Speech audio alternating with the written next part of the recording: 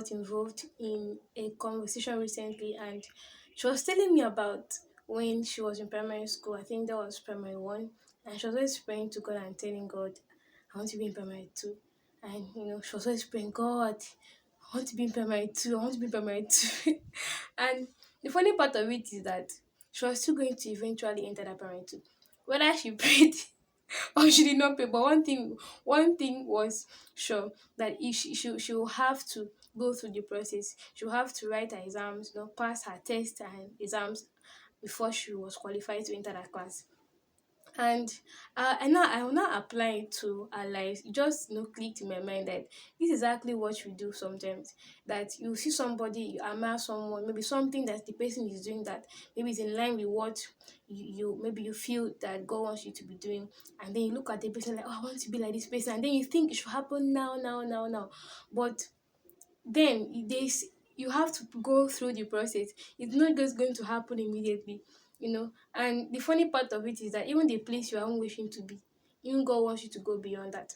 So in this case, she wanted to be in primary two, but yet God wanted her to go beyond primary two into, I mean, go beyond even into the university. But then she was praying to just pass primary two, to enter primary two rather.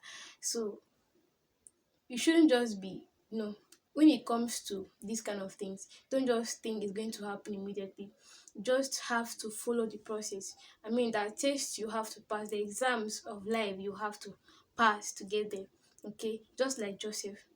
Even though Joseph had that dream of, oh, I saw myself being a king, but then he had to go through a process. He had to pass through the taste of life to be able to get to that place. So the same thing applies with us. So we shouldn't just think it's going to happen immediately. Okay, and one fact remains: if you follow the process, you get there eventually.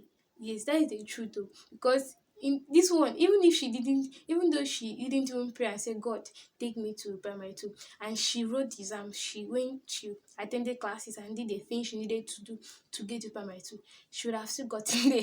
Okay, so it's not just about praying, oh God, take me here, take me there, I want to be here. Just like someone in just one, telling God, God, I want to be in SS3, and he's praying, God, I want to be in SS3, I want to be a prefect, I want to, and one fact remains, you one day be in SS3.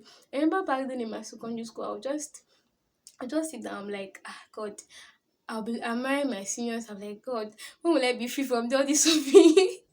And it was looking like it was so far, but because I went through the process and finally I was now in SS3, I was now a senior, and I'm like, wow, thank God I'm now free.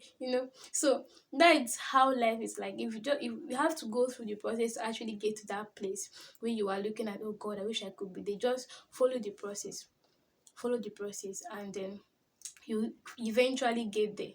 Okay, so not just only prayers, you have to yield to God, yield to do the things you need to do to be able to Your presence is my one desire.